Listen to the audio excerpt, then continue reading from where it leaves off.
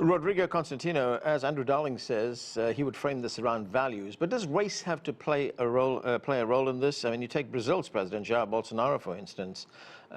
He's a populist, a nationalist. He's made some racist comments about the country's indigenous population. Is there an element of race in all of this? Actually, I don't think so. I think, of course, we should be worried about some excesses.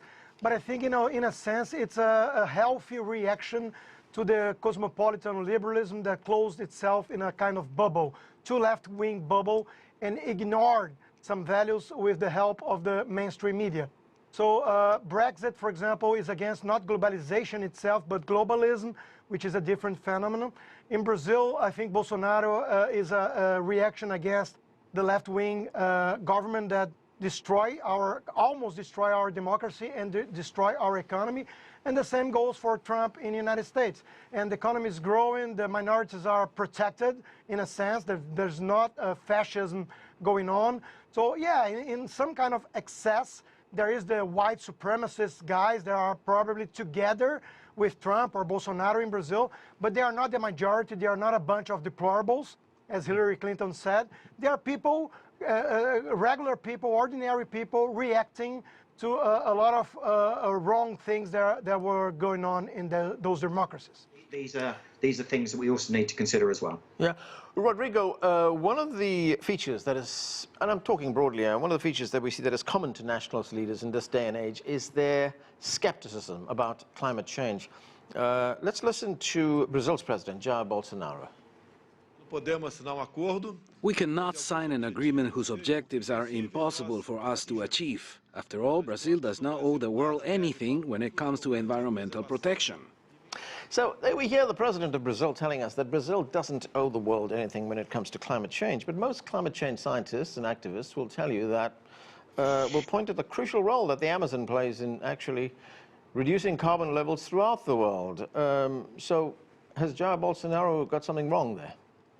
Yeah, I think it goes for the difference between globalism and globalization, and their sovereignty that is in risk here.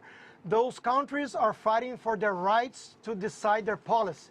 And the climate change issue became a very international way of creating a kind of global government that's going to interfere and decide every detail in each country. So people don't accept it. They don't buy for the alarmism regarding the climate change issue and all that.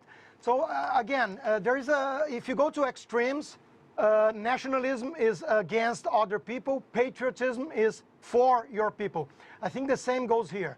It's not that the country, the Brazil, is not they don't care about what's going on in the climate change in the world. It's just that they don't want Macron and France deciding about our Amazon forest. And I think it makes sense, actually. Attribute the rise of a leader like Jair Bolsonaro in Brazil. I mean, is it a cyclical thing in Brazil that the pendulum shifts from left to right and then back to the left again? It was about corruption in the left-wing party, in the government. It's about values. It's about the mainstream media that's become too far to the left. So I think it's a kind of reaction. In a way, it's a healthy reaction. In another way, no. And also it has a lot to do with the social media. I think we cannot ignore that. The social media put democracy, representative democracy, on check. And people now have a way to come together and try to fight those mainstream media and the elites. So I think the populism has a lot to do with that. What I'm afraid of is the tribalism. Is that mentality that is binary, like me and you, and we are against each other all the time, so there's no room for dialogue and to reach a kind of agreement. So that's what worries me, not the patriotism, not the right-wing government. It's not a big deal.